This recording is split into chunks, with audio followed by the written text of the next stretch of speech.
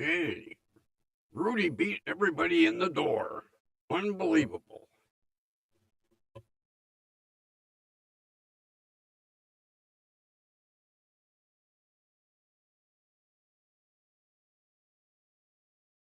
Running a little behind here.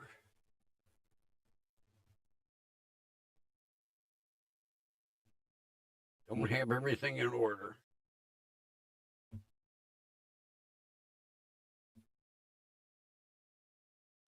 That's what happens when you don't pay attention to time. All right, that screen is going.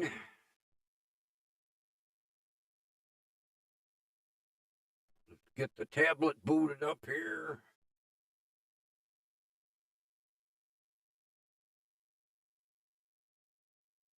Oh, come on. God, I wish I could replace the battery in this thing. I hate to get rid of it.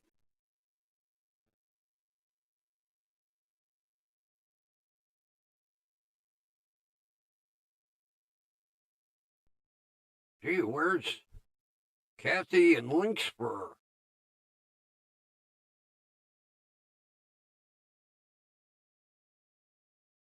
No, it's not the problem. The battery charges 100%, but as soon as you start using it, the battery, like right now, it's down 30%, and all I did was boot it up.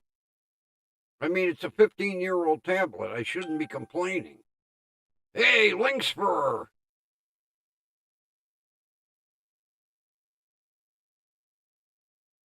Rudy beat everybody at the door. I wonder where Kathy is. Have you heard from her? I didn't.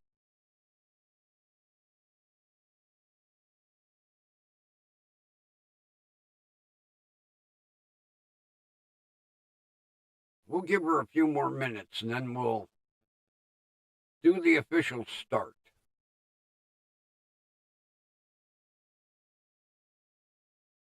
Then nobody noticed last night that the microphone was stuck on one color.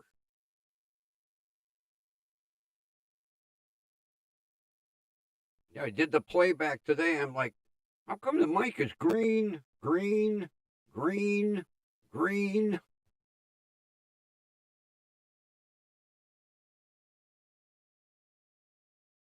Did she say she was going to be late or anything?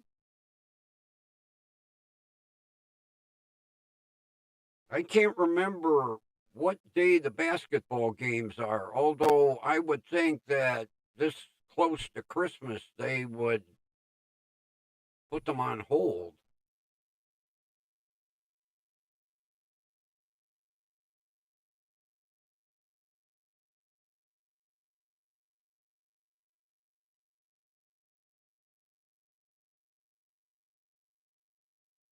I finally found my nice flannel fleece lined,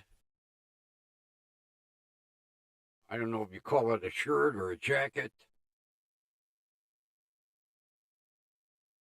There she is. Kathy's here. She heard us talking about her. All right, let's get started.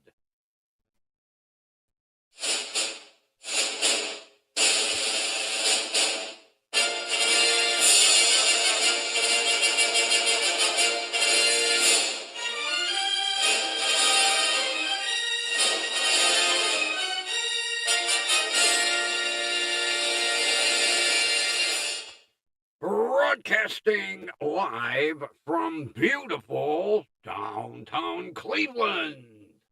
It's station WDWL TV with me, the grumpy old man, and guest appearance by the grumpy jackalope. And the program is brought to you by Grumpy Vulture Productions. No bow. Thank you.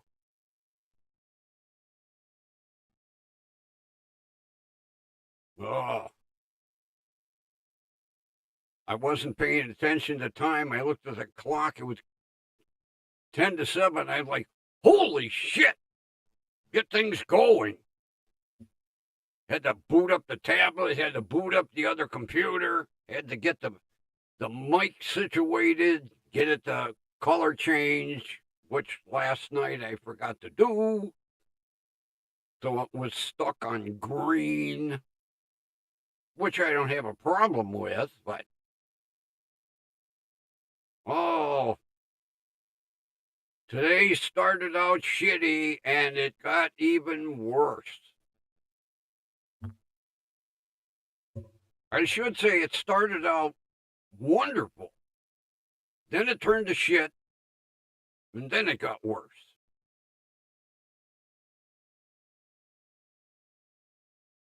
I'm sitting here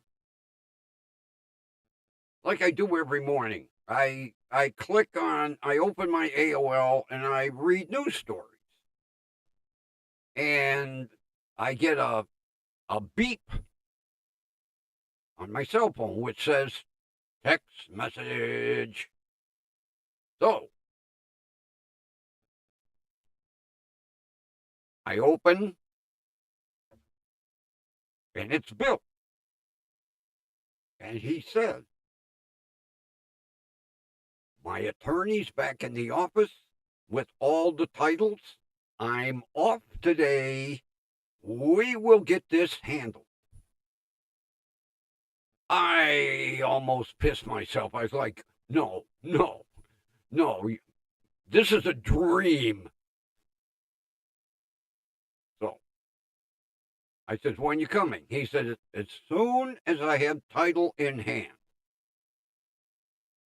I'll wait for your text message. 45 minutes later, I get a text message. Problem. I type back, problem? Oh, this is a good one.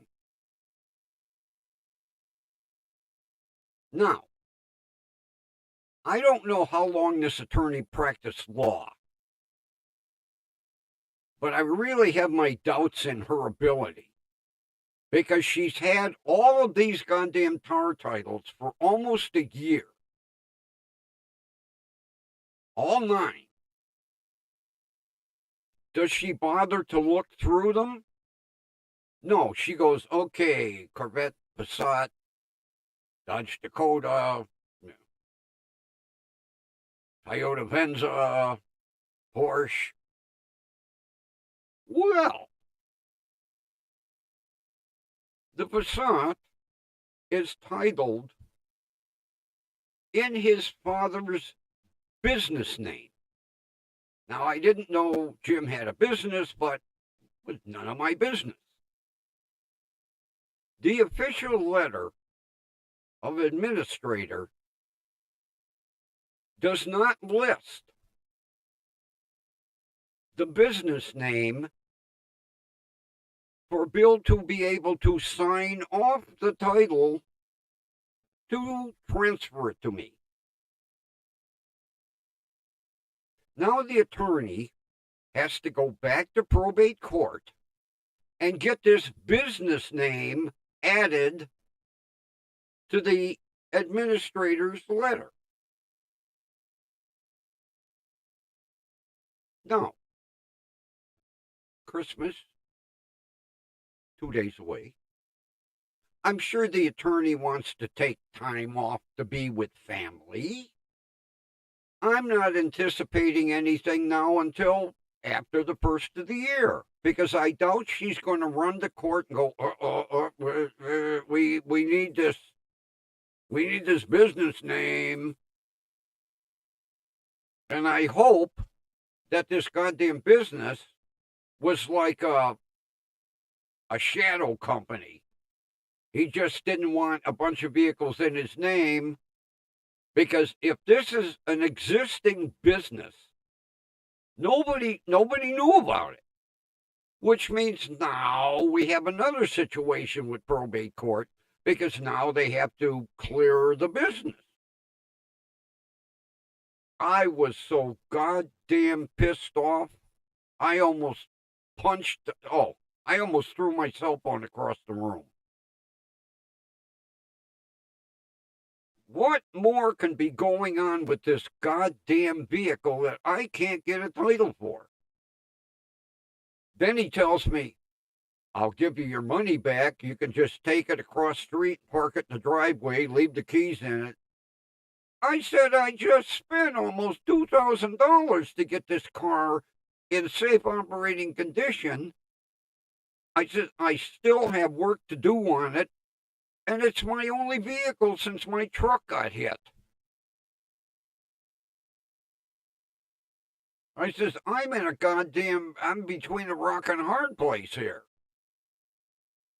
I said, you better get with your attorney and get this rolling as quick as possible. Oh, I was so goddamn mad. Then I go up to the bank because a certain person is supposed to be there today, right? I have Christmas gift in pocket. I walk in, I'm looking around. The guy behind the counter says, can I help you? Is Sarah at lunch? Oh, no, she's on vacation. I said, what? When did she go on vacation? Well, last week. I was here Friday. You told me she'd be here Monday. I didn't look at the schedule.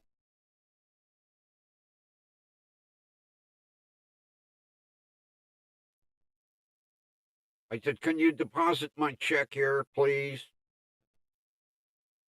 Here you go. Thank you. Dickhead. Then, when the mail came, it got fucking worse.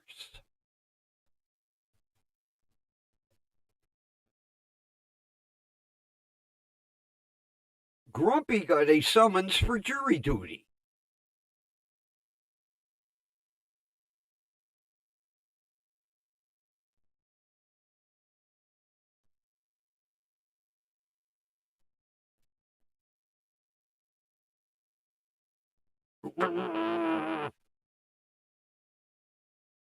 And you're not exempt until age 75.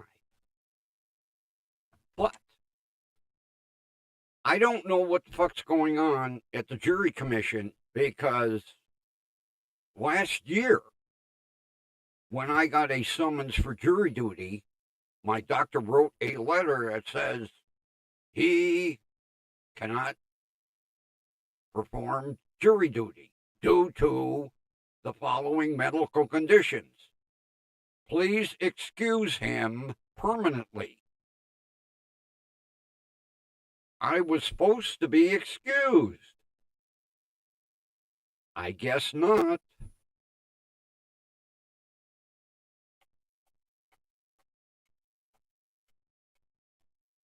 Good thing I have an appointment tomorrow with my pain management doctor who wrote the last letter, and I'm going to say, look what I got again.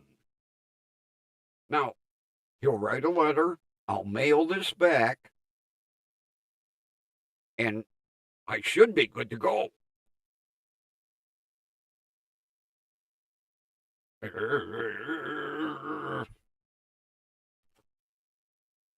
I couldn't believe it when I'm going through the mail.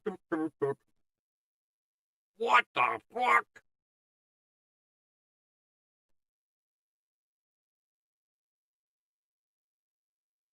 I was assured that I was going to be removed from the jury pool because I did a follow-up about 3 or 4 days before I was supposed to start calling to see if you have to come in. And the girl said, you're removed from jury duty.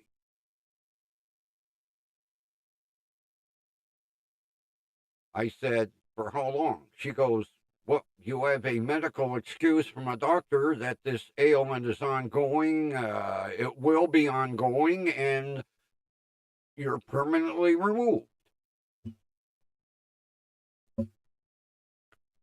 This don't look like I was permanently removed. Like I say, good thing tomorrow. Although, what really pisses me off, they changed my appointment time.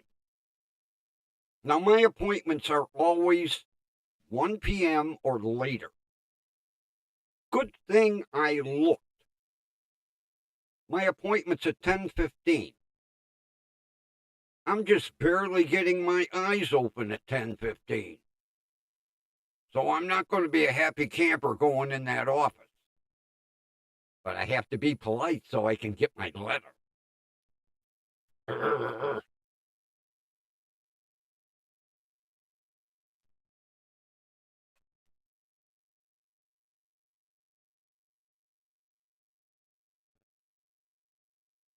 Thank God I only have to, well, the letter should handle things, but I'm not 75 till next November, so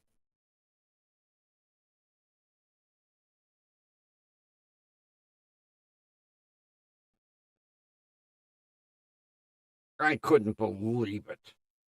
Jury summons.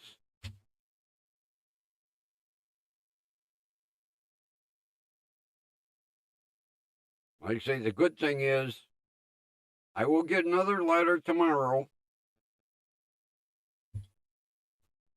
And this thing turns into an envelope. I'll stick the letter in and seal the sides up so that don't fall out. Then I have to pay and put a stamp on it yet to send it back. Because there's a questionnaire that you have to answer and mail it back. If I have to mail it back, why I have to put a stamp on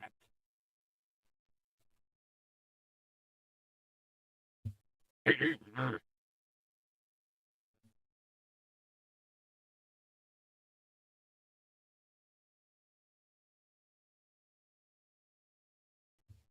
And we're on day 4 of the antibiotics, and I still am not really feeling that much better.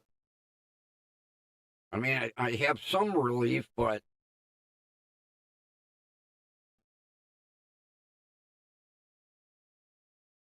although he gave me enough antibiotics for 10 days, so I guess we'll see, what happens tomorrow.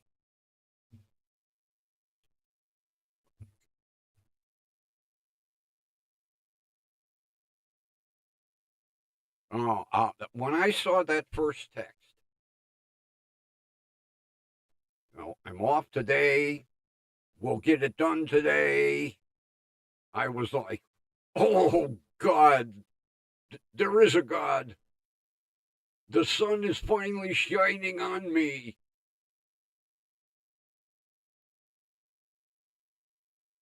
I hurried up. Well, I didn't shave, but I did everything else, got ready. Then I'm sitting here watching a YouTube video and bing, ding. Oh, another ding. Let's see what the ding says.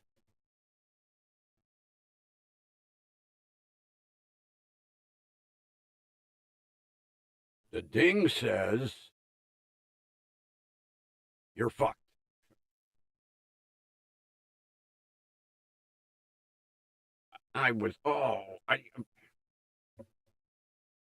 Problem.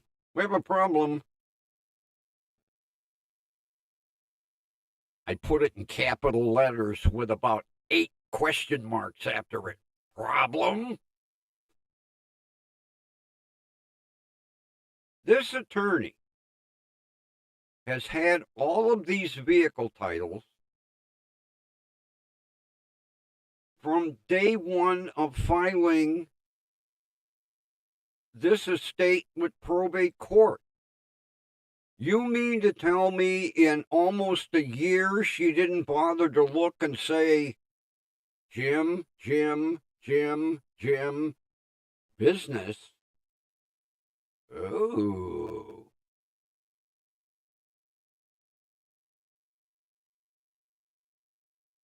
All of a sudden, she goes through the, whoa. Oh, you can't, no, you can't, no, the letter don't have this business, no.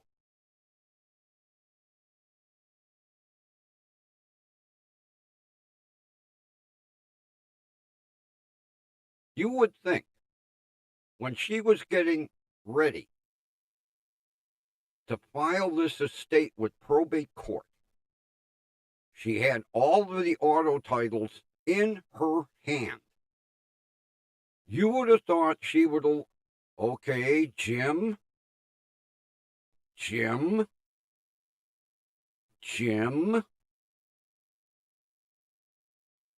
business.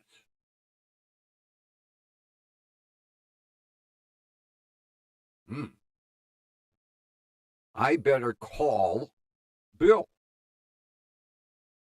Bill, do you know if your father has an active business?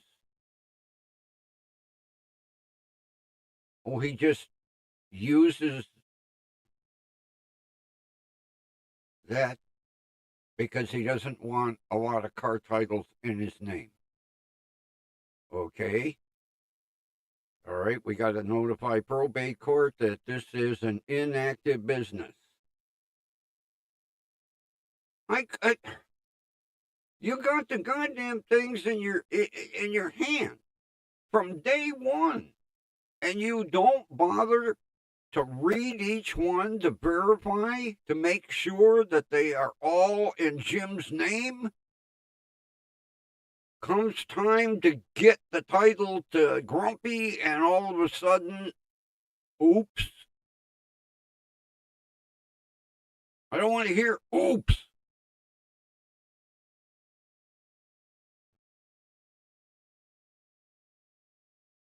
I have the sneaking suspicion that she doesn't do much probate work.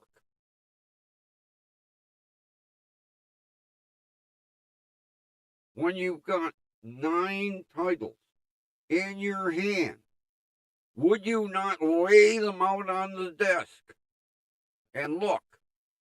Jim. Oops. Because I text back, I'm still interested in the Corvette. Is that in your father's name? Yes. Well, what a good that does me.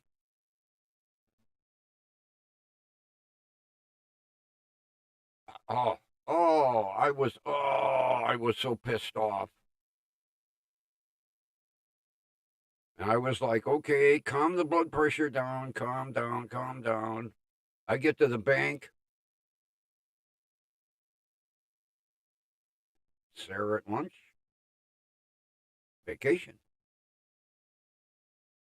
When did she go on vacation? Last week. Friday, you and I spoke, right? Yeah. You said she'd be here today. I'm here. With deposit slip and check and Christmas gift. When is she going to be here?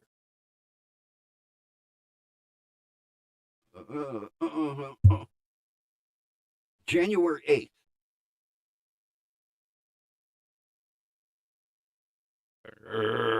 Here, make my deposit before I pull you through that goddamn window.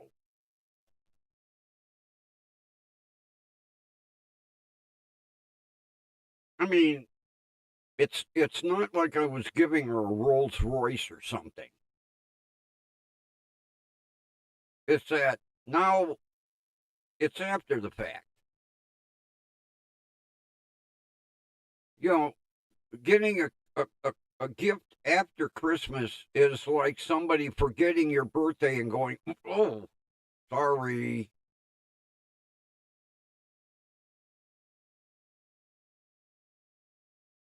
And then my blood pressure no sooner came down, and then the mail comes. Oh, what a day. I can't wait for this year to end.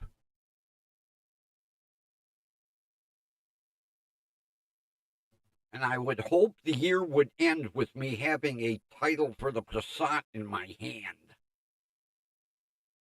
I don't think so.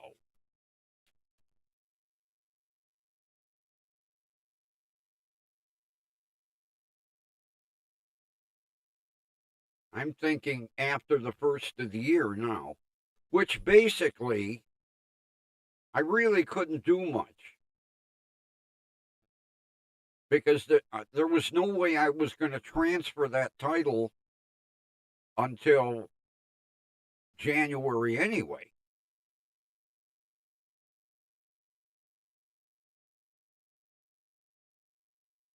So, I mean, everything's going to go the way it was. I'll get it notarized at the title bureau. I'll get my temporary tag, and then it'll give me 45 days to do a transfer.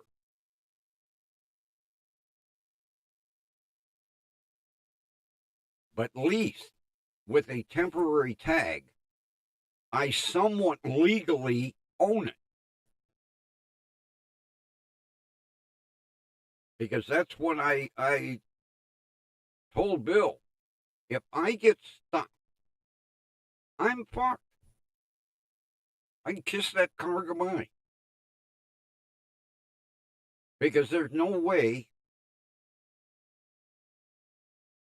I could speed the process up to get the goddamn title. And meanwhile, it's sitting there accruing storage charges in an impound lot. I told him I got a lot to lose here. Not to mention, it's my only vehicle right now. If the truck wasn't all screwed up, I wouldn't really be too overtly concerned because I would have something else to drive. But no.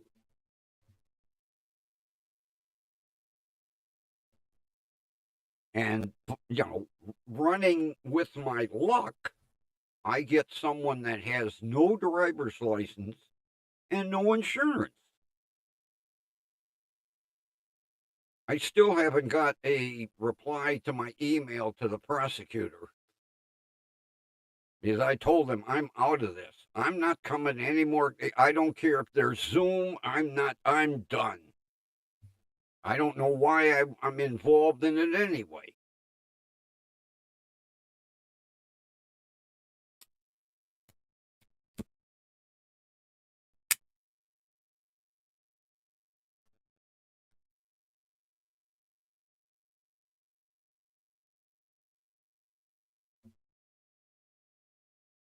Right, Ron, but you know what? I don't see anything getting done until January. Because I'm sure this attorney probably tomorrow will close up office until after the first of the year. I believe me, I didn't see her grabbing that title and running down to probate court and going, "We have a problem." She probably threw it aside, said, "Oh, we'll handle it later."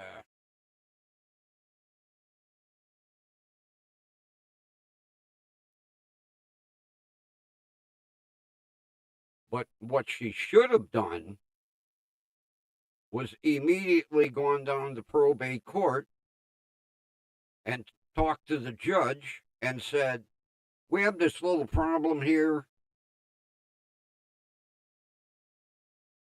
And I would hope there is something showing that this is an inactive business. That it was a smoke screen.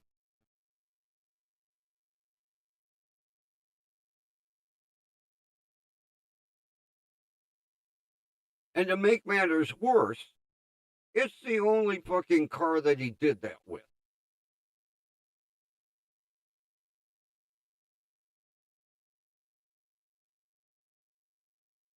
Because I asked, I said, what about the Toyota Venza?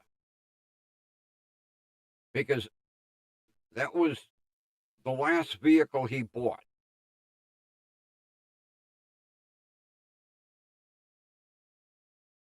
Because when the Passat started developing all kinds of problems, he parked it and bought the Toyota. Well, the Toyota's in his name. Out of 9 vehicles, the only one that's a fuck up is the car I buy.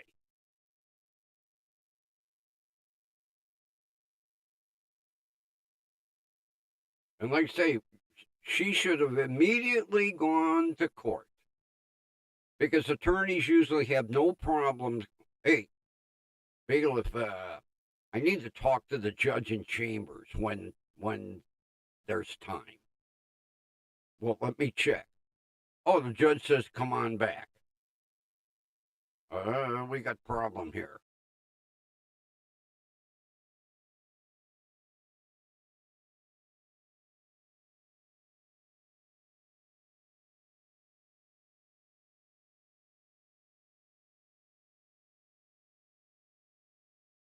I'm glad the attorney caught it. Because had she handed him the title and him show up here and we go to the title bureau and the title bureau said, you can't sign here. This administrator's letter doesn't list this business. You can't sign for this business. I'd have killed him on the spot.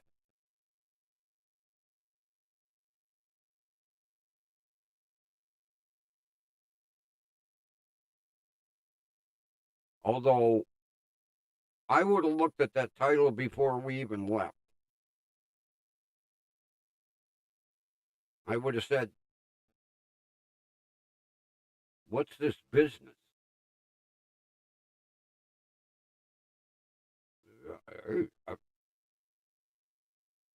Can you sign for this business?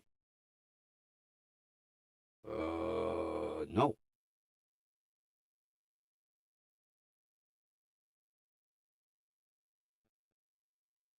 She's had them titles in her possession almost matter of fact, it's over a year. Because Jim passed away last year in November. 13 months she's had them titles in her hand.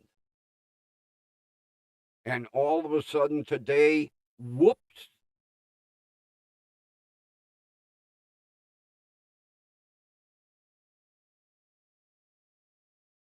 She should have taken each and every title, read it from top to bottom, and if she was really on the ball, she would have come here and verified each vehicle by VIN number. Okay, Porsche. Okay, Toyota Venza. Okay, Corvette. And then she would have seen, oh, this isn't in Jim's name. We have a problem.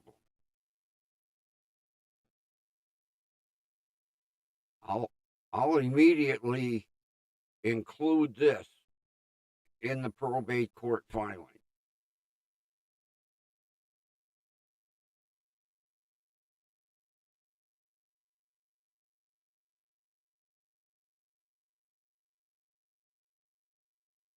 Yeah, right, Ron. It was like, well, okay, let me get this situated. We got 9 titles here. 1, 2, 3, 4, 5. Oh, hmm. I see a problem. Hmm.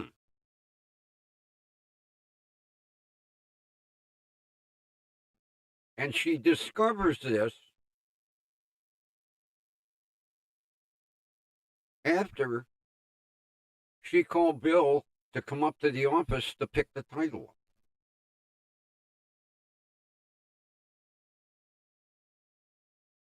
Calls him, go, everything's all set. I got everything. Oops.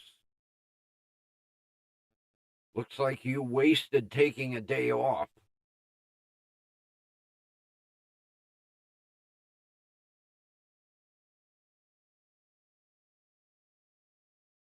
How could you not spot that? Not a very diligent person. Like I say, she should have verified all of them. You're listing all these vehicles in the filing for probate court. We don't bother to notice while we're writing down 2001 Passat VIN number. Oh, this isn't in Jim's name.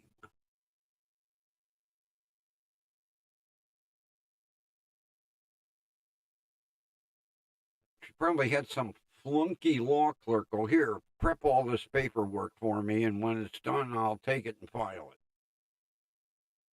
Or when it's done, bring it in, I'll sign it, you take it and file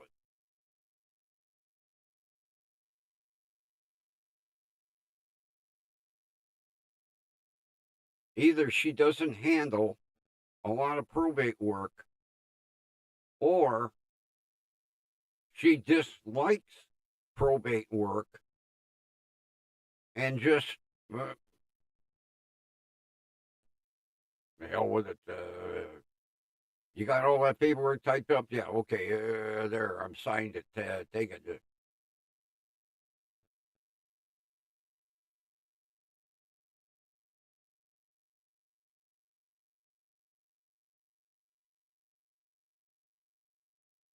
Because after I got that text message, I called my attorney.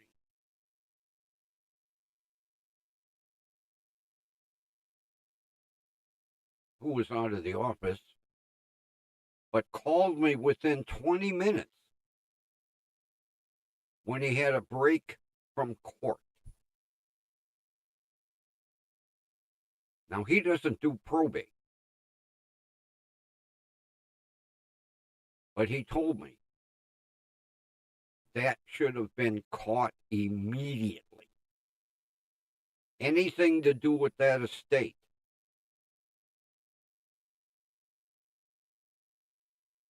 Nope. She catches it on the day he's going to bring me a title.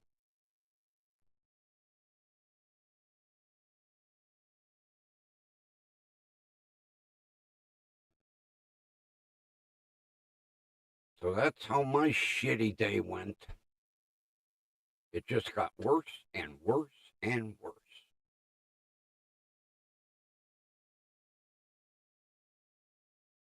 The only good thing was finding this buried back in the closet. Because this is a lot warmer than a hoodie. God, I've had this thing for, Christ, 30 years, 40 years. I don't wear it a lot, so it's not worn, because usually the sleeves go,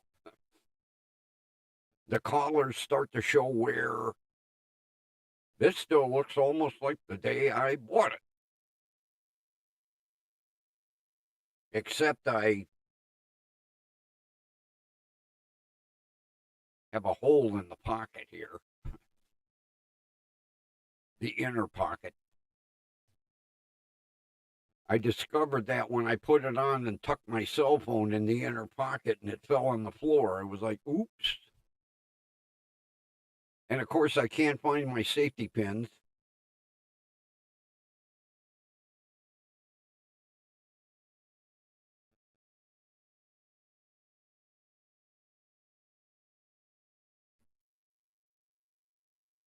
Yeah, I'll never forget when I went to, where did I go? CVS or Walgreens?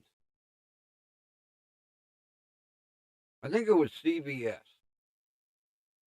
I'm looking, I'm looking, I'm looking. Finally, I waved down the girl. You have safety pins?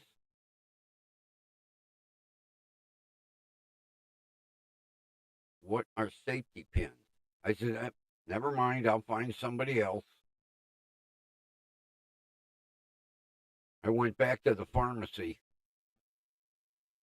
Do you know if this store has any safety pins? The girl at the counter was like, let me ask the pharmacist. I see her back there. Aisle 12. Okay. I come back and say, do you know where in aisle 12? Should be about the middle.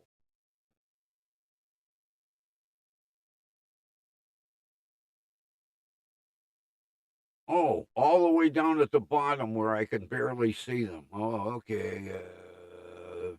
These will do.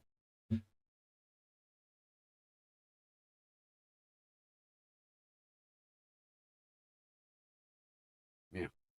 What are safety pins? Never mind.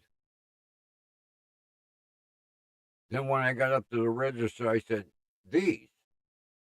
They say right on here, safety pin. Oh, I didn't know we had them. Well, that was obvious when I asked for them. Nobody's ever bought these. I said, yeah, it's obvious by all the dust I had to knock off the package.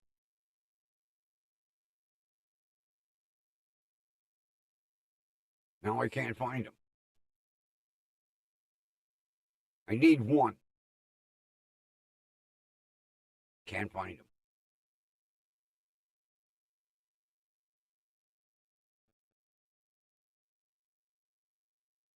Grumpy luck.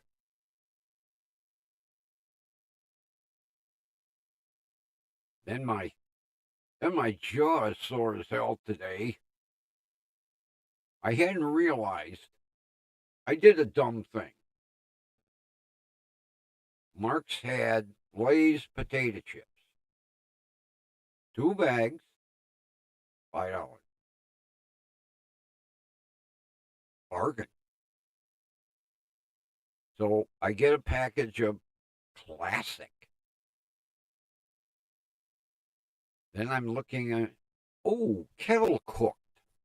I kettle cooked. I haven't had kettle cooked in years. So last night I opened a bag of kettle cooked. And I remembered why I don't buy kettle cooked potato chips. Because they're like chewing on concrete. Needless to say, my bottom jaw is sore as hell. Because it's really tough to eat kettle cooked potato chips with no teeth.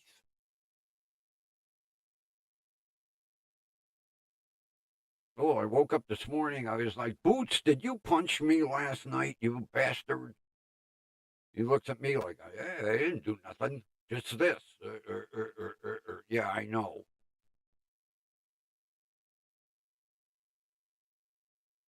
I forgot how crunchy those things are. Jesus. And then my dumb ass, do I stop after the first one? No. Because with Lay's, you can't just eat one.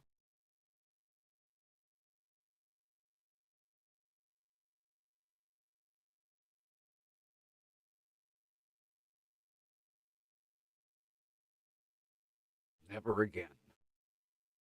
No more kettle-cooked chips for Grumpy.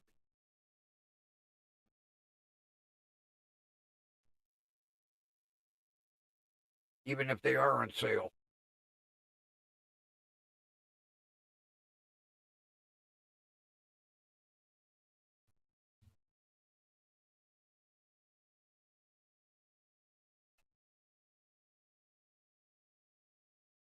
Then, then I watched. I can't remember what YouTube channel.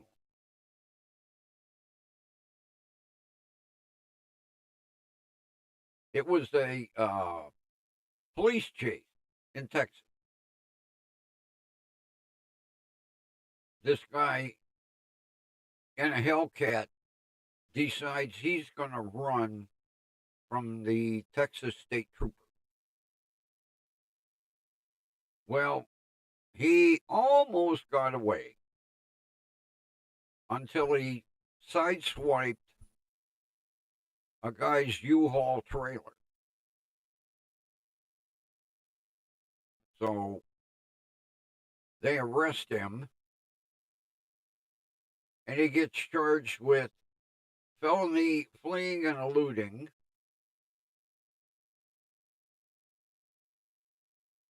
felony possession of a controlled substance because he had some anabolic steroids in his backpack, and then Texas, I think, is the only state. He got charged with felony endangering animals because during the police chase, his dog was in the back seat, just in the back seat. No car carrier, dog carrier, nothing. I didn't know that was a felony in Texas. Although in Texas, they like their animals. So he ended up getting 10 years. But while he was in custody, they discovered. Now,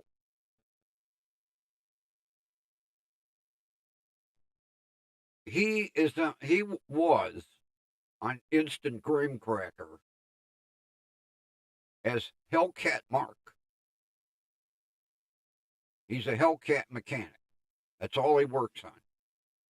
Does a lot of upgrades. They discovered out of Bexar County that he had 10 counts of auto theft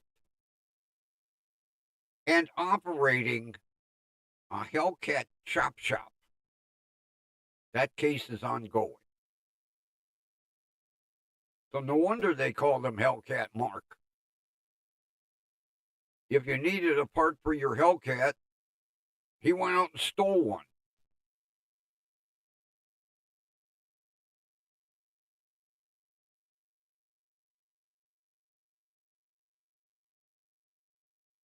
Yeah, he had left Bexar County, and they didn't know where he went. So they had felony warrants out for him because they discovered the reason he left Bexar County was they discovered the chop shop. But when they went to arrest him, he was nowhere to be found.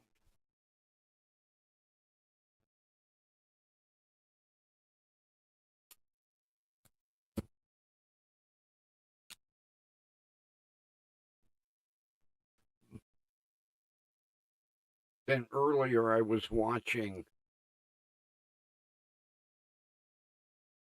live TV bloopers. Most of them were news oriented, in the newsroom or somebody out in the field doing a news report.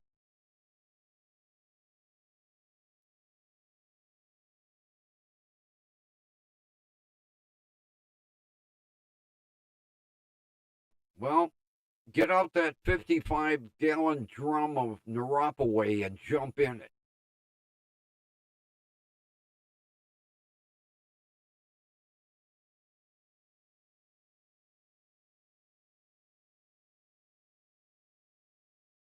So the one blooper that really stuck with me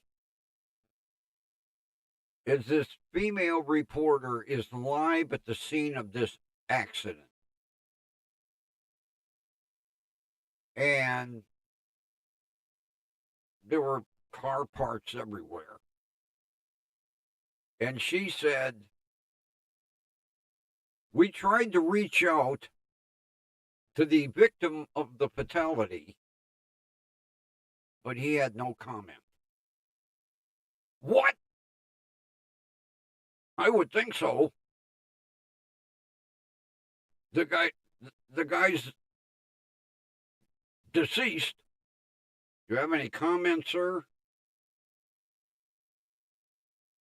Oh, I guess not. Nobody in the studio could keep a straight face.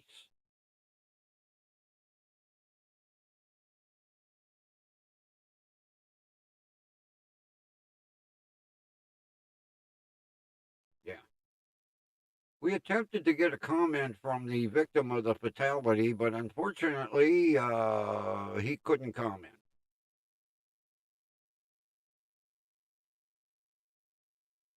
I can't believe she actually said that with a straight face.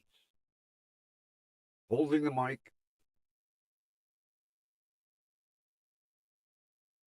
I think she meant to say, we attempted to reach out to law enforcement. Oh, well, I attempted to reach out to the victim of the fatality, but he had no comment. Back to the studio. When they cut back to the studio, everybody was like,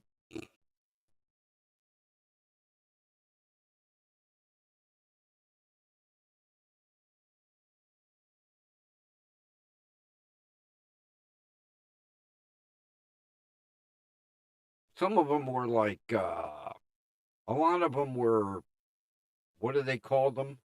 Wardrobe malfunctions.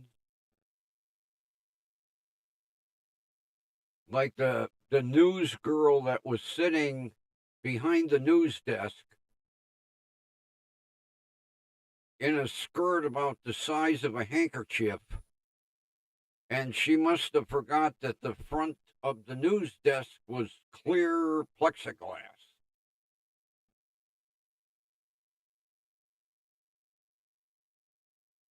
When the cameraman discovered it, all of a sudden the camera came up.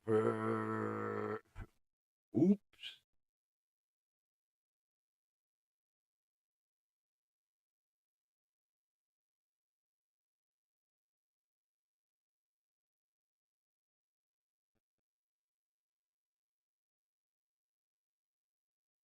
Some of them, like I say, today, most of them were wardrobe malfunctions and hot cameras, hot mics. I've watched some other ones where they're hilarious.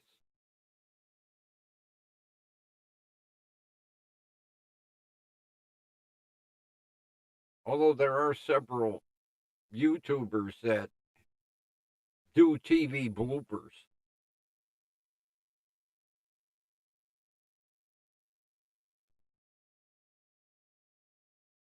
That kind of brightened my day a little bit and gave me a smile until the mail came. And I'm not going to be in a good mood tomorrow. Goddamn 10:30 appointment. But I have to go in with a smile. I want my letter. As soon as he walks through the door, hi Grumpy, how you doing? Here, take care of this. Then we'll talk about how I'm doing.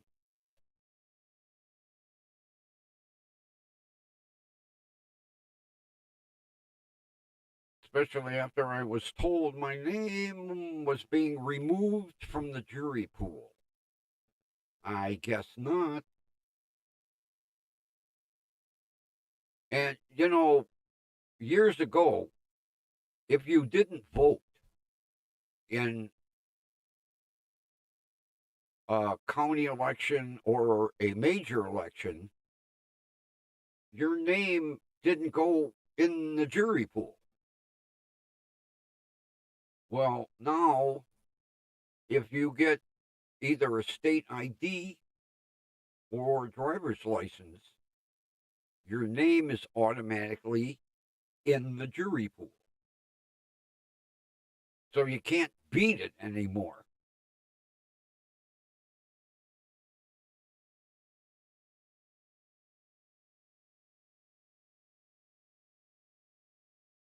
But I would have thought that last letter would handle things.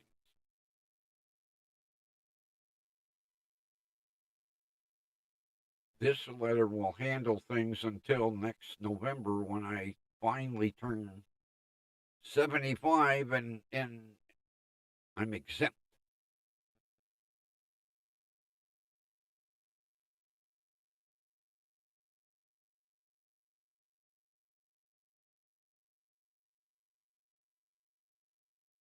Gee, you're lucky, Kathy. I've been called, well, let's see, from age 18. No, I was 21 when I got my first. I've been since age of 21 to date. I've probably been called 6 or 7 times. I got called twice in 1 year. And I just wrote back, hey, I served already in March or whenever it was.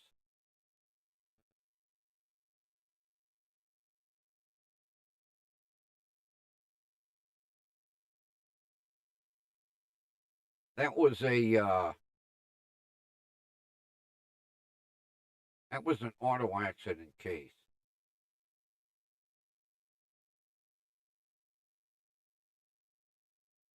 The guy wasn't paying attention in traffic, and traffic came to a stop, and he rear-ended the guy in front of him. And the guy had, back and neck and this and that. I think we found him guilty. And I think we awarded him like $25,000 or something.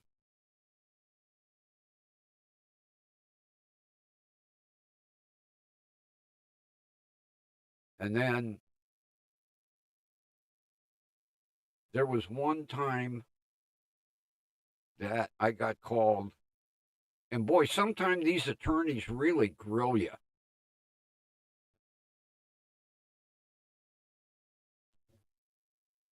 And I tried everything to get out of this goddamn. It was another accident case.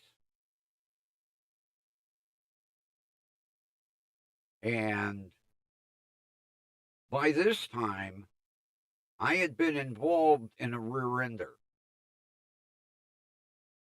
And this was another rear ender. And the attorney says, anybody here, been involved in an auto accident? Okay, what kind of accident? Rear ender. Okay. Would you be biased to my client? No, I can have an open mind. I should have said, yeah, the asshole wasn't paying attention. So they said, does anybody here know Cleveland police officers as friends?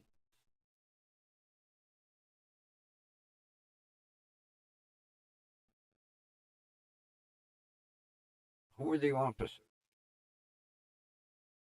He says, no, wait.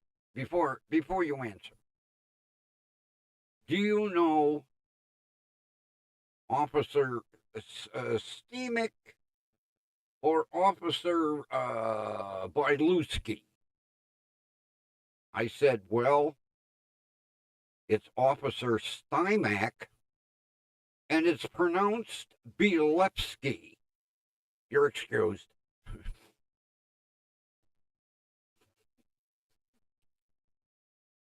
I'm glad he didn't ask me to go into detail, because I would have said, oh, well,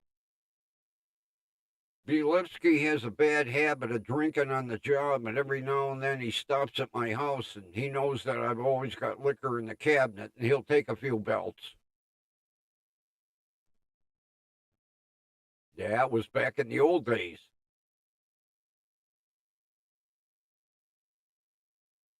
As a matter of fact, the one night he stopped, didn't even knock, come in the side door. I'm sitting watching TV, and I see him in the kitchen. He goes, no need to get up. I know where it's at. Open the cupboard, took out my fifth of black velvet. I know where the glasses are. Poured himself like a triple. I'll be back. Okay. Drive safe. I'm not driving tonight. Well, thank God.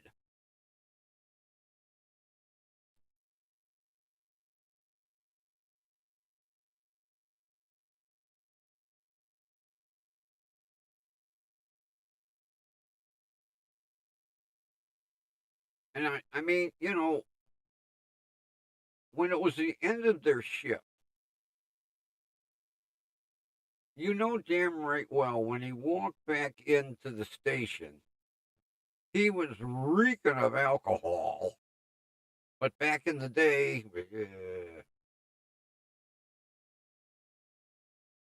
yeah, come right in.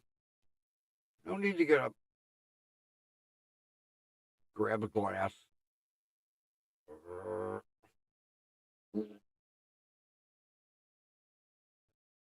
I'll be back later. Okay. Have a nice evening.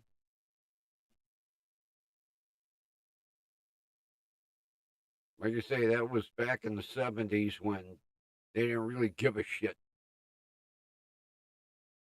As long as you showed up for work, I guess.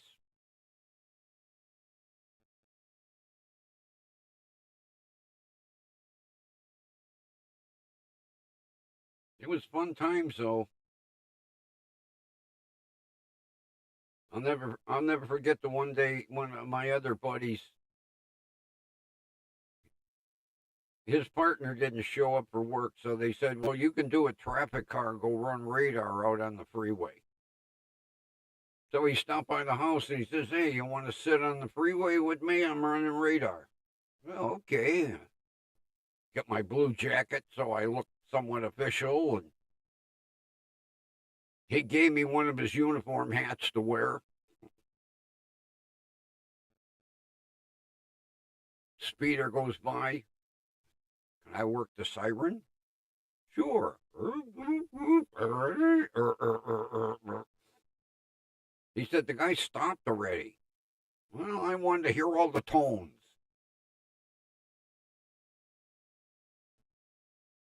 I used to confuse the shit out of people because I used to set it for that European tone.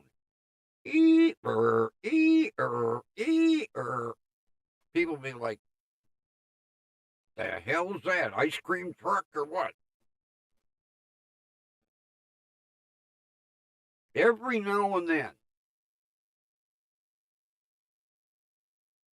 I'll hear it. Every now and then, an officer will go, "Oh, I'm gonna use this tone," and you'll hear him going down the freeway. E-er, e-er, e-er.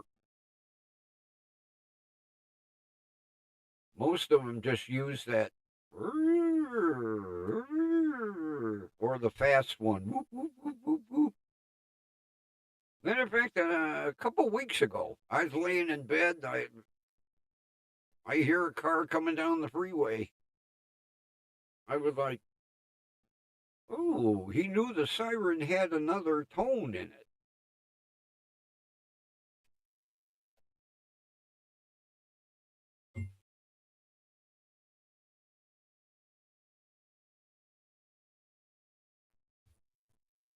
Although what's really confusing is when I watch the British police expecting to hear that siren. Nope. You hear the American wail, yelp. I'm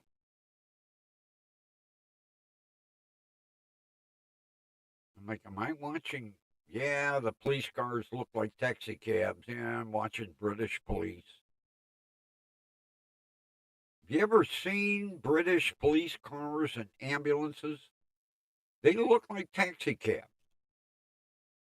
The police cars have a blue and yellow checkerboard pattern on them.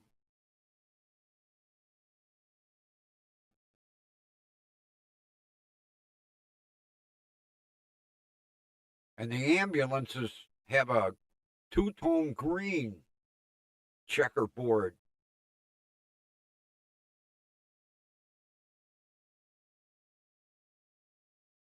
I don't know who came up with that, but they don't look like well, they stand out. I mean, anybody over in England definitely knows. Oh, that's a police car. Me, I'd have waved it down thinking it was a taxi. Taxi. How come there ain't no door handles in the back of this cab? Oh, it's not a cab? Oh, can I get out at the station? I really wasn't going to the station, officer.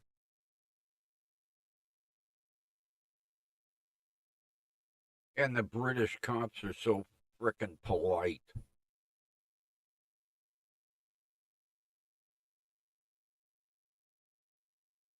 They go up to a speeder. Would you mind stepping back to our motor for a chat? They don't call them cars or police cruisers. Everything is a motor. Would you step back to our motor for a chat? Yeah, you got a cup of tea? Oh, you do? Oh, okay. I'll chat. What do you want to know? Why I was speeding? I don't know.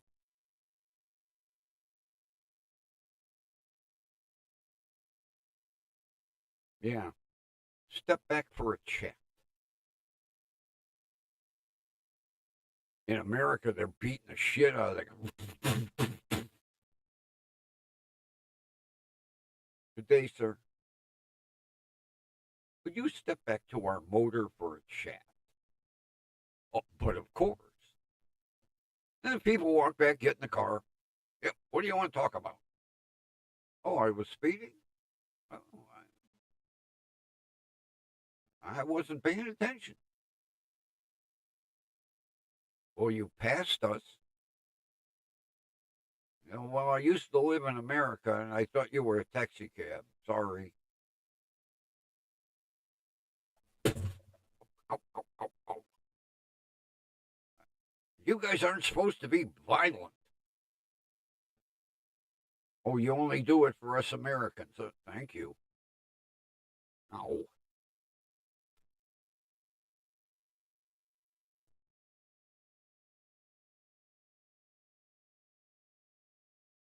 But I'm glad I found this.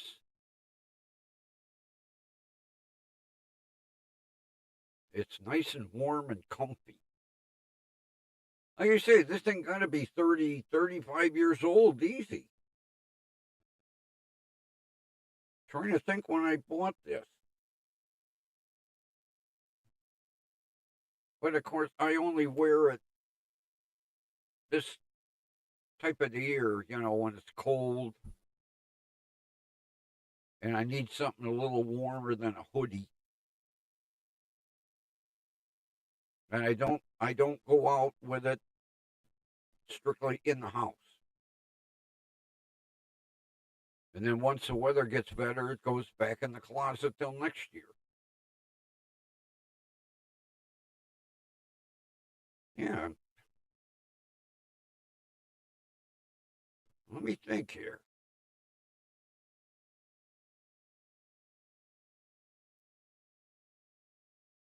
Easily 35, maybe even 40 years old.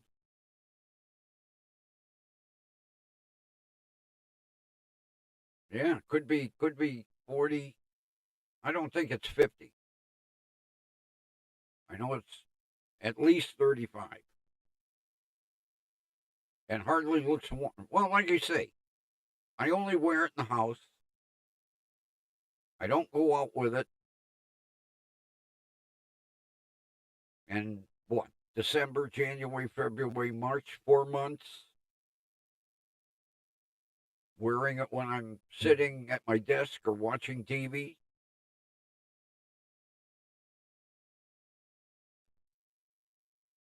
And it always gets cold water wash, and then I hang it to dry. I don't put it in the dryer because of this fleece lining. I'm afraid it would shrink.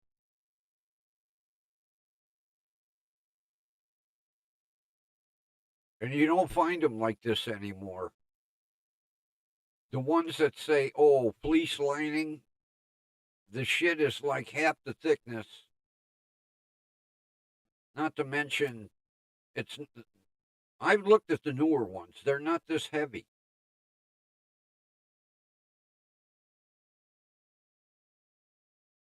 And definitely overpriced.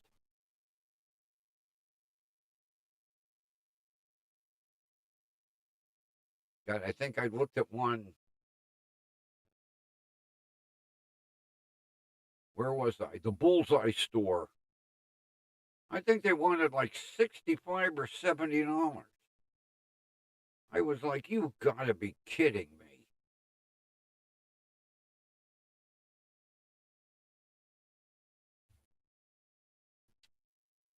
All those, same thing. Hoodies that I bought back in the day for 10 or 12 bucks are 40, 50, 60 bucks.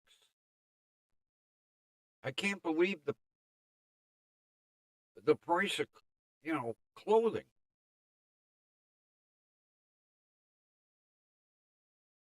I have an old, oh, it's beat up, an old Carhartt jacket.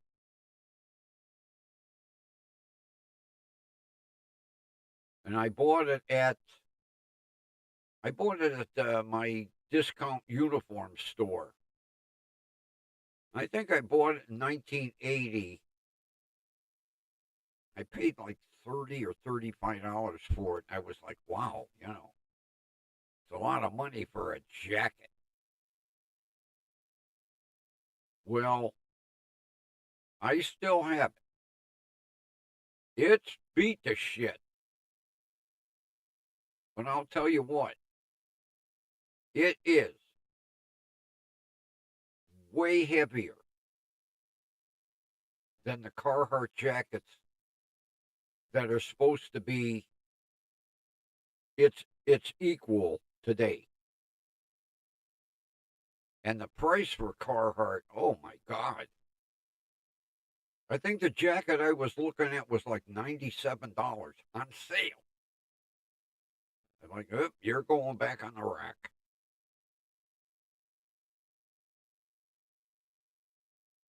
That poor jacket. It should have been retired years ago.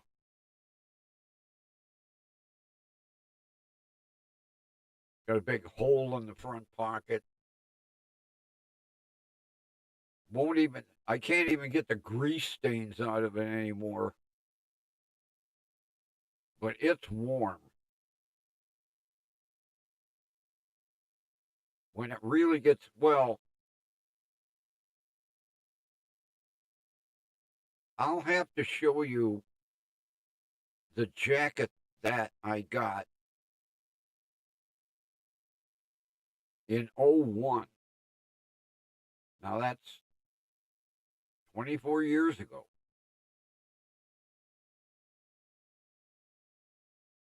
I think it's a sporting goods. I think it's a Champion.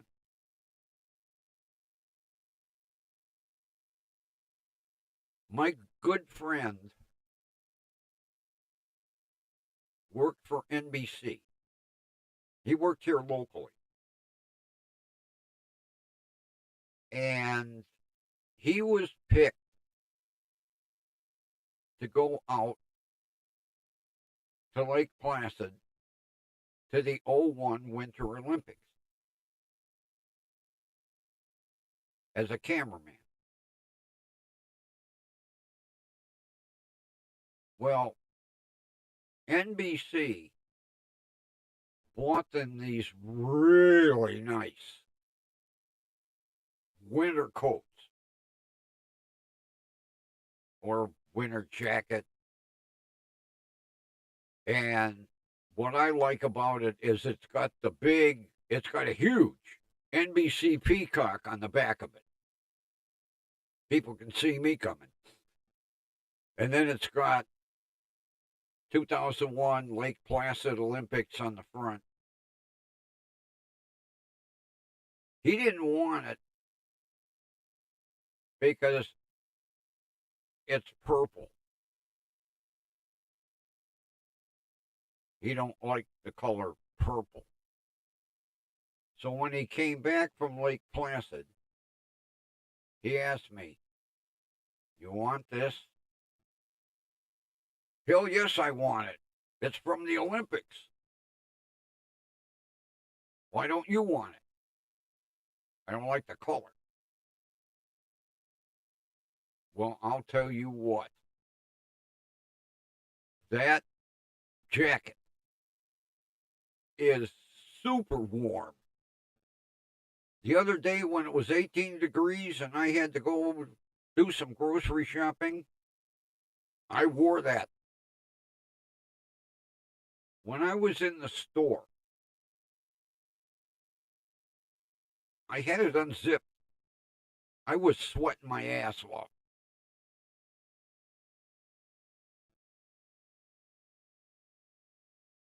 It is my go-to cold weather coat. It's got a hood. If you roll it up, you put it in the collar. Got Velcro on the sleeves so you can tighten them so no wind goes up your arm. Got 9,000 pockets. But I like it for that big, huge peacock on the back. Yeah, he wore it out in Lake Placid as soon as he came home. Matter of fact, I picked him up from the airport because his wife had to work that day. We get in the house. He takes it off and goes, "Here, you want it?" "Hell yes, I want it. What's wrong with it?" "It's purple. I don't like purple."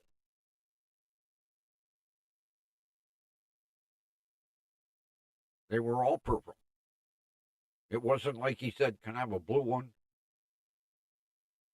Everybody from the NBC staff had purple.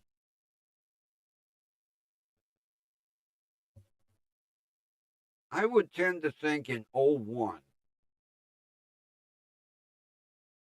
with that jacket being embroidered, I wouldn't venture a guess at $150, maybe 200. But it was the same that they issued to the Olympic team. Everybody had, I'm pretty sure it's Champion. I never heard of Champion Sporting Goods. But they supplied all the clothing to the Olympic team. And then, like the caterers, they had jackets. NBC News crew had a jacket. I mean, And I'm sure, NBC didn't get them for free. But I would tend to think, mainly because it's an Olympic, NBC probably paid easily $200 a jacket. I wouldn't doubt it. As soon as he got in the house, off it came. You want it? You don't have to ask me twice. And it's my cold weather go-to jacket. Because like right now it's 37 degrees. I'd be roasting in that thing. I have jackets for every temperature. I'll bring it in tomorrow. Show you the big giant peacock. There was no, I mean, like I told him, I said, God forbid you didn't screw up out there because they knew who you were with. Aha, a peacock. He's with NBC.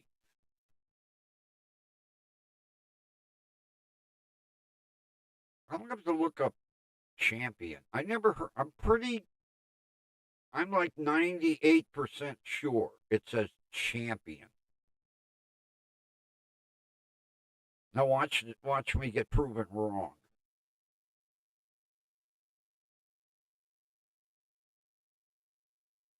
Oh, I'm not an oddball, Kathy? Everybody thinks I'm odd that I have a coat or a jacket for every temperature.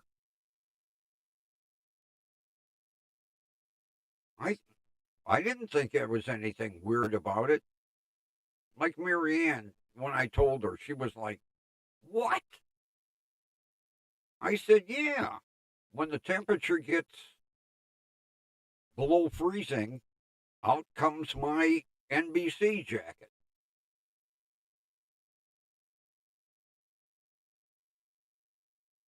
I'm pretty sure it's champion, Kathy.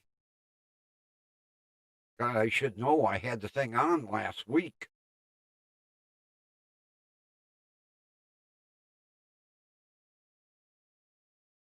All right, Rudy, have a good one. Oh, nobody said anything. I played the clip,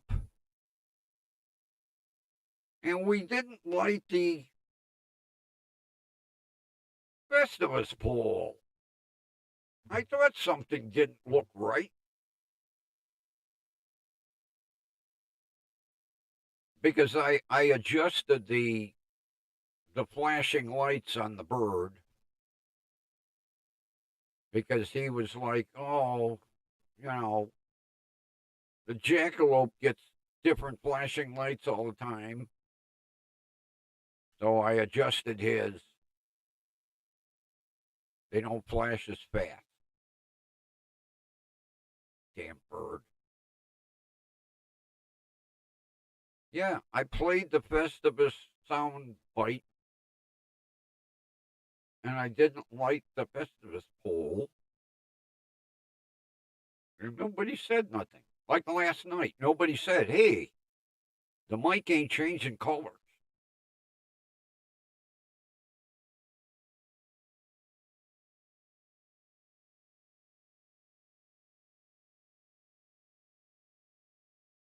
Well, evidently we are related. Because in my closet, I mean, they're not labeled, but it's like, okay, this one is for below freezing. This one is for 32 to 40. This one's 40 to 50. And I also have gloves to match. The heavy gloves go on with the heavy jacket. Marianne, even my son said, hey, you're weird. Took you this long to figure it out? I've always been that way. Some people, they'll buy a light jacket and then they'll put 47 sweaters on underneath, you know.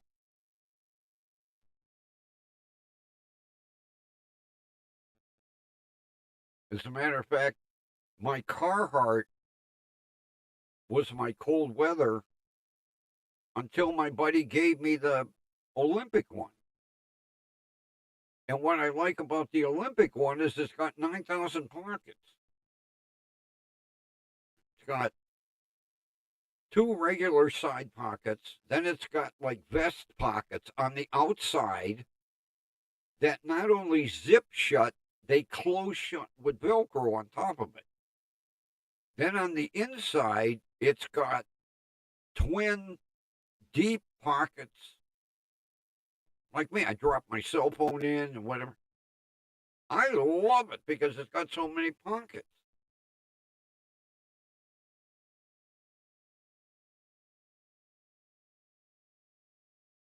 Because when I have one of those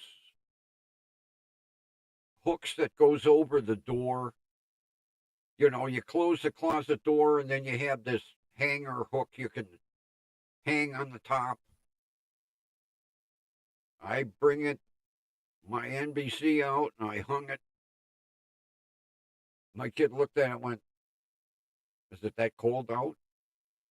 I go, "Well, yeah, look at the thermometer. It says 18. But he's the type, you know, he'll put on 8 hoodies. I'm warm now. Yeah, you can't move. You feel like a little kid in a snowsuit. God forbid you fall over. Help me.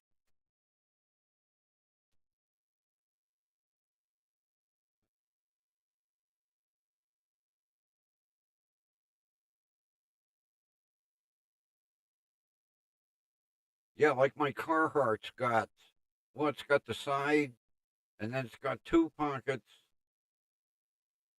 and then it's got a small pocket on this side and a big pocket on this side. I don't know what the hell you'd put in a small pocket. Pens, pencils, a cell phone won't fit.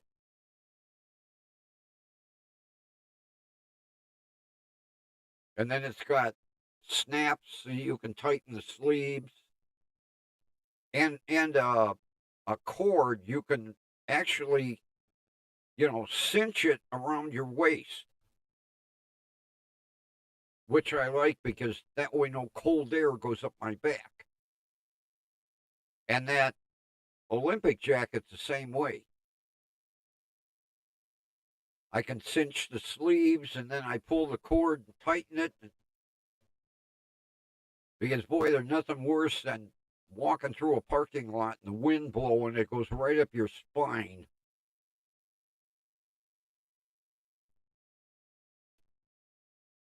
So that's another thing, Kathy. We're from the same blood.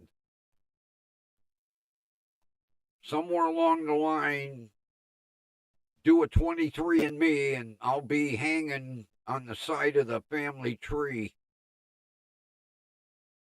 I'm here.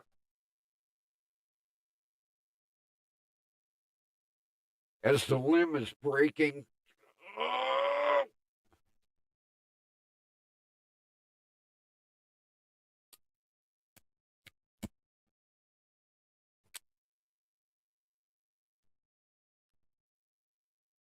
Or sheep in a field, I'll be the black one.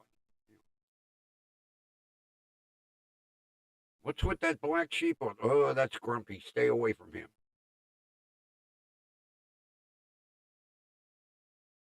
Oh, Marianne thinks I'm crazy.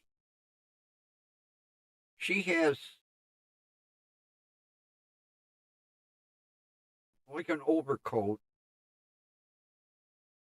and then if she's not warm enough, she'll put on a hoodie, and if that's not warm enough, she puts on a sweater. I'm like, you can't frickin' move.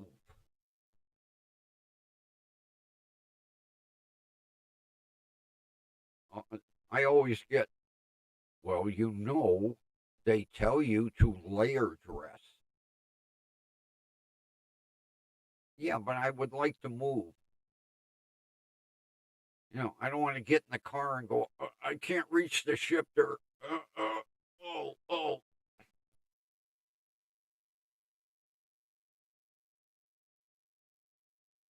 And Ron asked me today, starting in January, if I can get away with it, 2 Fridays a month, we are going to do movie night. I will have the screen set up back here. So, whatever horror movies or the like, make me a list. And if I can get away with playing them in the background, see, I figure if I played them on screen, I might get in trouble. But playing them back here, I might not. We're going to see. But like every other Friday, will be movie night. And I might even bring in my, the hell is that, 35, 30? I have a 30-inch Magnavox on a stand. I might bring that in, and it would be like up here rather than have down here.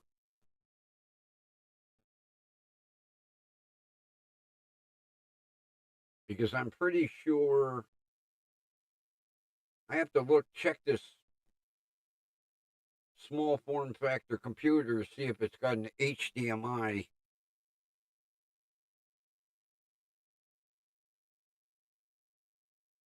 I'll worry about that later.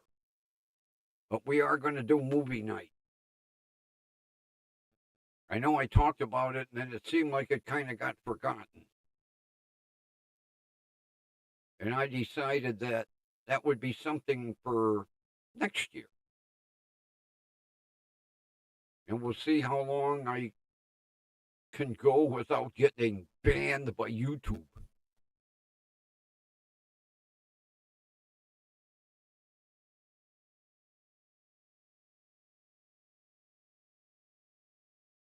Like Creature from the Black Lagoon.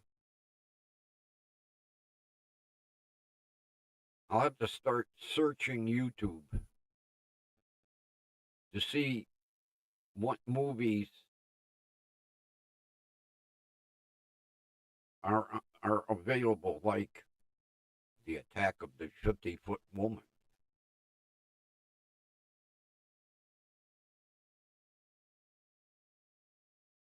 Which was so hokey. Whoever did the props, like when she picks him up and he's dangling in her hand, and all you see is part of the arm and the hand, and it's not a real arm and hand. Like now with CGI and that, they could, back then they build a big wooden arm and hand, little Bondo, little nail polish.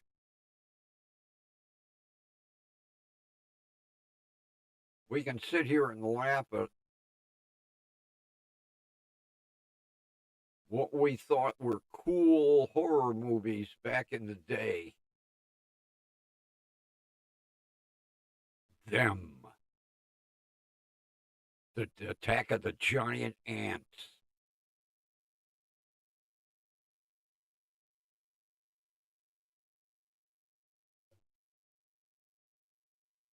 I mean, when you're a little kid watching that movie, it's like, holy shit.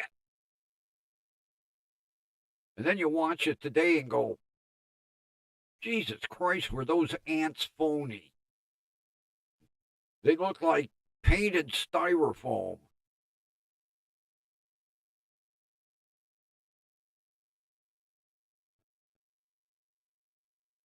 I actually like the older movies.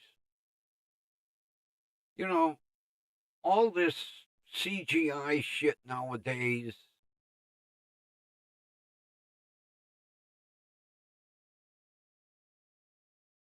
not for me.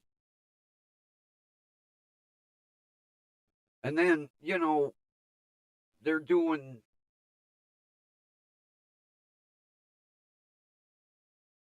I can't remember, but CGI music, I'll call it. They're eliminating the big orchestras that they had back in the day. Movie soundtracks were real orchestras. Today, they put it together on a computer. All the people that they put out of work.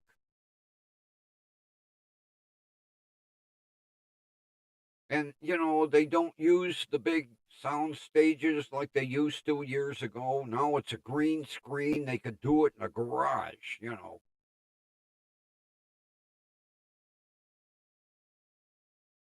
I really don't care for movies made today. I like the old goofy prop movies.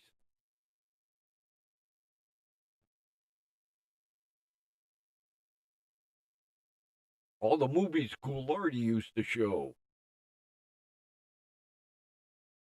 I like when Big Chuck figured out a way of dubbing him into the movie. That was always hilarious. Like everybody's walking down that tunnel that way, and Ghoulardi's in there going, no, this way, come this way. No, you're going to get in trouble down there. Just follow me.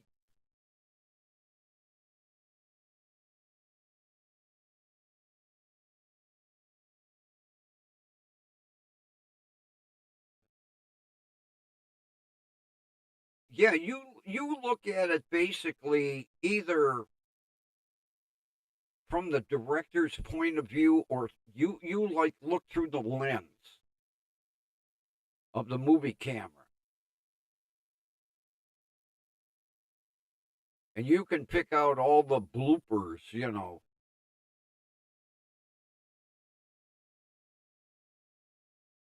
And it's amazing in those old movies.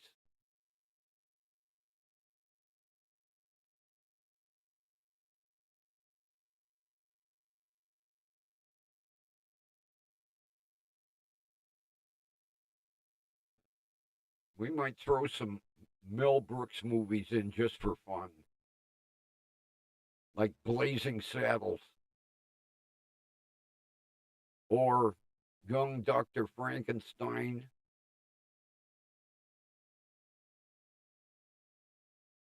Oh, I can't remember the name of the co-star. She was the love interest. I'll never forget, they picked him up from the train station, and she was laying in the back of the wagon. The wagon was all filled in hay. She goes, "Would you like a roll in the hay?" And he kind of looked at her and he goes, and she's roll in the hay, roll. Mel Brooks had a mind that was just ahead of his time. And the shit that he got away with in Blazing Saddles, oh, you'd never see that today.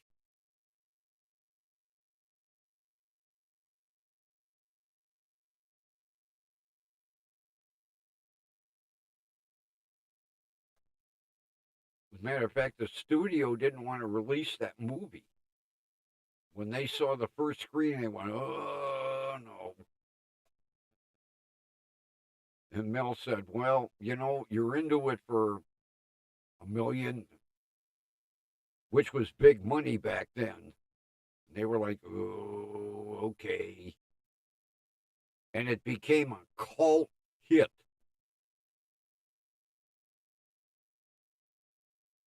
So much so that even today, you can get a DVD. And I had that movie on VHS till I wore it out. I still have it on VHS. I bought a replacement, but you got to watch with old VHS movies because they come apart. Then you end up with 500 feet of black spaghetti. Oh, can I save this? Almost like when a cassette tape would get caught. Then you take the tape out, you very carefully, and then with a pencil, you're winding it back in, going, "Oh, I hope I can save it." Because the pencil's the only thing that would fit up in those two drive wheels. Then you very carefully, little pressure on the tape. Easy, easy. Oh, got it. But when you were pulling the tape out, you had to be real careful. Oh, God, no, I don't want to break this. Give me a toothpick.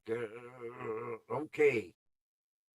Now I got 8 feet of cassette tape here. Let me wind it back in. I always had a pencil in the car over the visor, just in case my cassette player ate a tape.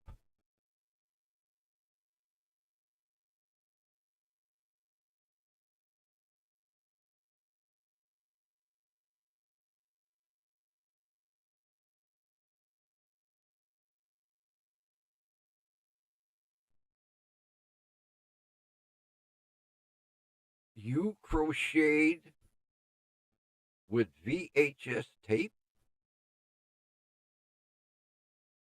Really? How the hell did you get that shit not to break? I would have loved to see them.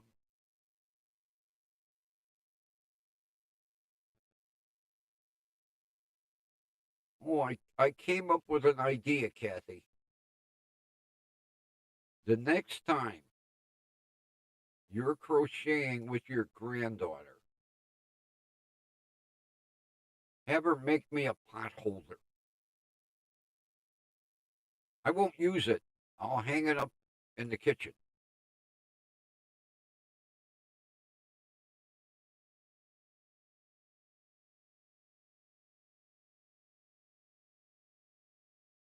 I think she'd get a real kick out of me holding it up on the screen going, "Look, I have a pot holder that was crocheted right for me." And that night I'll keep the show clean. I don't want to offend her. Make this for him, that asshole. Oops. I figured a pot holder'd be easy.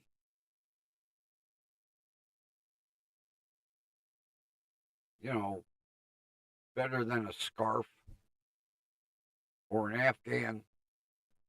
Pot holders, she could probably do that maybe one night.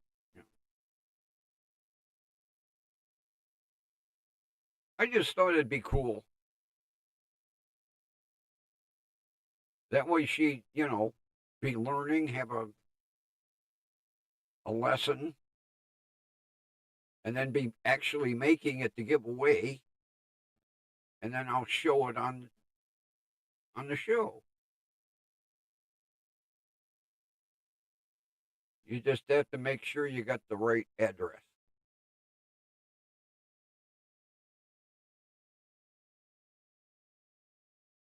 Because you're lucky that Boo Boo got returned.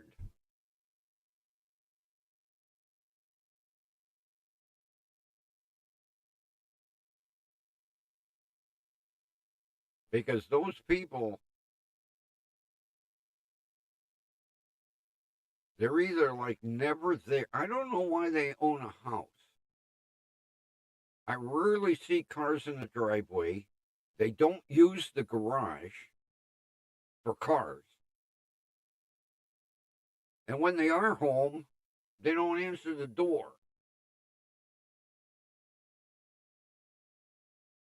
I don't know. All I know is they got two pretty big buck Lexuses in the driveway and a really big buck Audi. But I never see who drives them. That's all right. I don't live up at that end anyway. I just drive by going, I could have owned that house because I offered what those people paid. The two daughters, well, the one daughter, she just didn't want me to have it. The other daughter was kind of like, hey, we can sell it fast. No, we're going to get 160,000.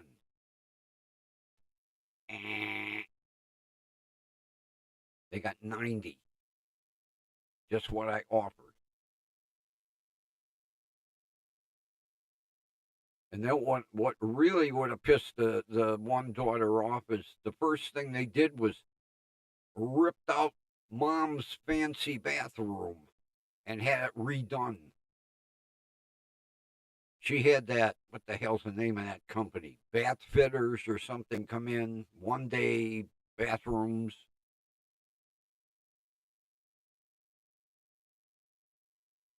I saw the tub and the pedestal sink and the toilet out on the tree lawn.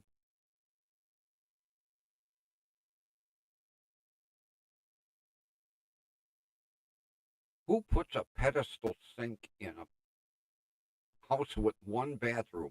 You put a vanity in so you can put a bunch of shit under it. I hated that sink. Oh, God, did I hate that stupid ass thing.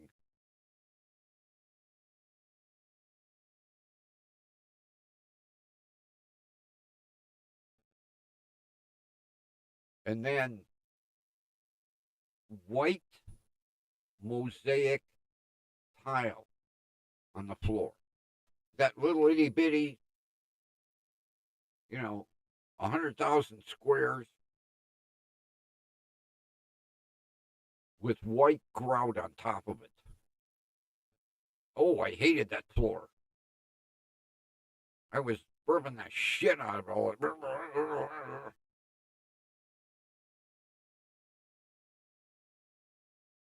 Who puts white mosaic tile on a bathroom floor with white grout?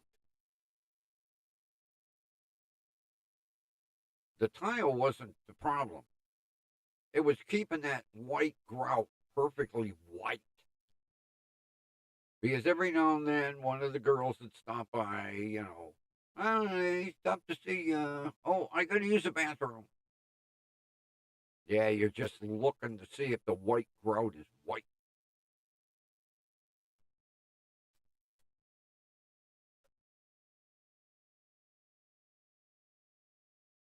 And that stupid French design fucking pedestal sink. The fancy faucet.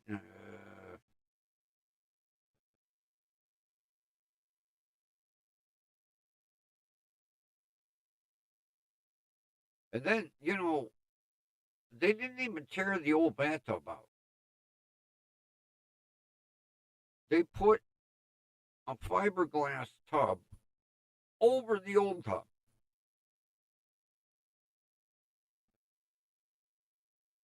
Because in the middle of the tub, the frickin' glue gave way. And you'd step in and it weep wow, weep wow, weep wow. And then I was like, did they put a tub over a tub? And then I called and I said, is there any warranty on this? Why do you ask? I said, because when I step in the shower, the bottom of the tub goes weep wow, weep wow. Oh, evidently a little bit of the sealer must have come unglued. Unless it's leaking, it's okay.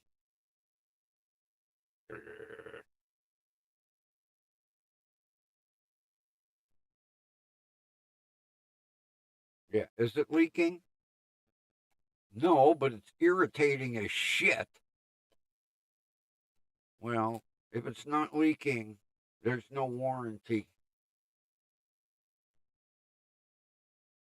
I wanted to make it leak, just so they'd have to come and rip it out and put another one in. And then I saw it on the tree lawn. 2 bathtubs. It's like, uh-huh.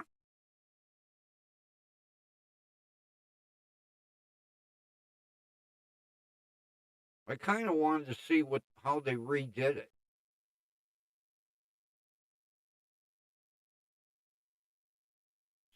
Somebody said that the word going around was they put in a big, like, stall shower. They did away with the bathtub completely, which I would have liked myself.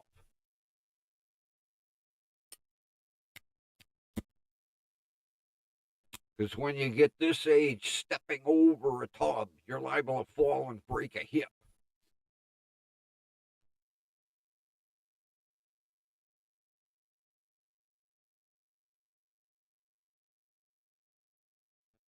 Well, not my house. Tear out what you want. Same thing, they ripped out the kitchen. All the money she spent for those custom-made cabinets. Out you go.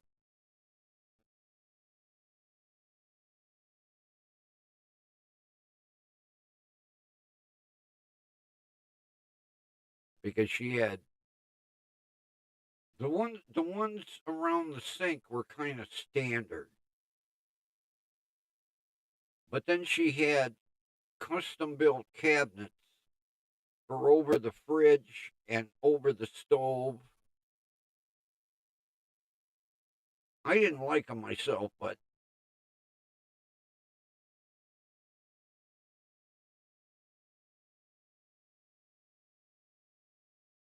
because I even asked her, I said, when you had this kitchen redone, why would you not, which I would have liked, if the kitchen sink would have been by the window? And that way I could look out the window while I'm doing dishes.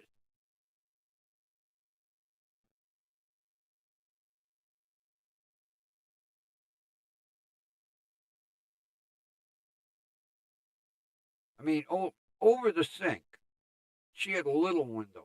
A worthless goddamn thing. It was about yai by yai. Like, why bother cutting a hole in the side of the house for that? I'd have moved everything over and built everything around the big window. And then over where the sink was, I would have made like I would have made it look like an old diner. Because you can find the old diner seats and everything like a booth. I'd have made it look like a booth over there. Not my kitchen.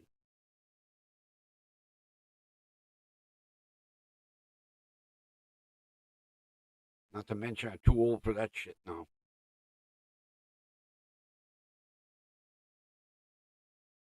I would do that here.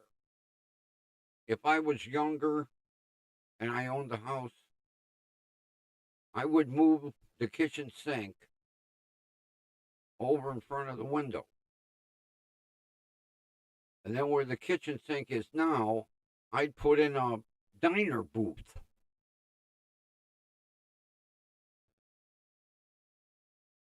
I'd even try to find the old Rockola to put just for a decoration. Like most diners had. You could play the frickin' jukebox from your table. You know. You see them on eBay every now and then. They're expensive though. Then for the real effect, buy an old cigarette machine and put it in the corner of the kitchen. Make it look like a real diner. Have the Rockola, have a booth, and a cigarette machine.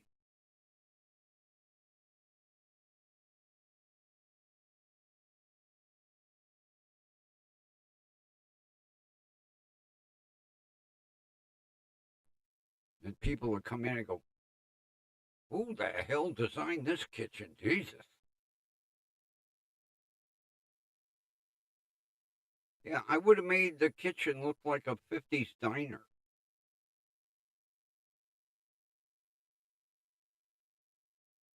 Because I always liked that look.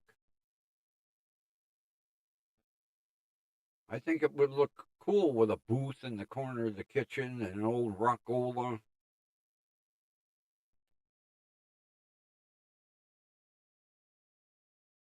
I'm dating myself now.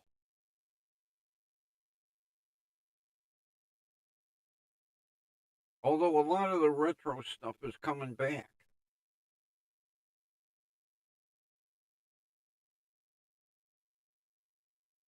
I saw it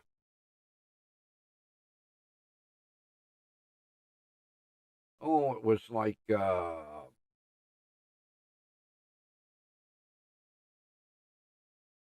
on the HGTV network. They were showing a house somewhere. And the whole kitchen looked like a 50s diner, including the stove.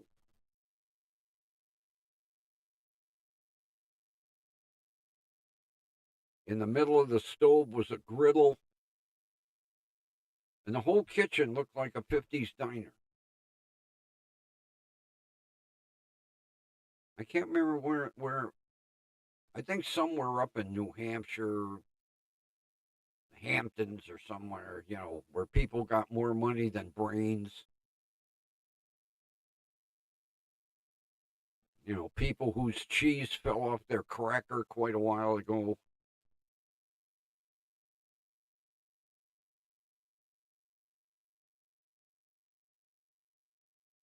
Well, let's hope the antibiotics kick in within the next day or so. I would like to do it at least. I'm hoping I have a voice for like Christmas Eve. Ron went to so much hard work putting all them lyrics together. I got to sing that song at least once.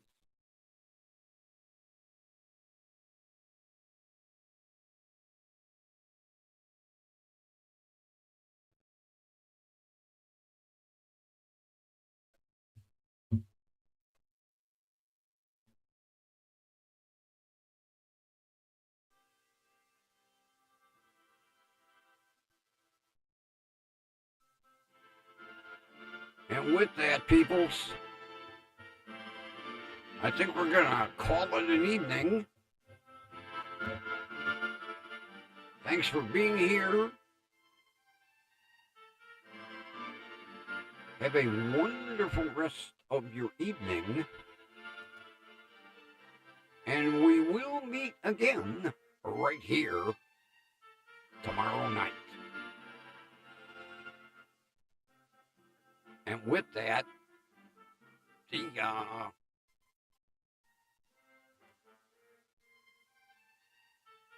okay, take two. See ya.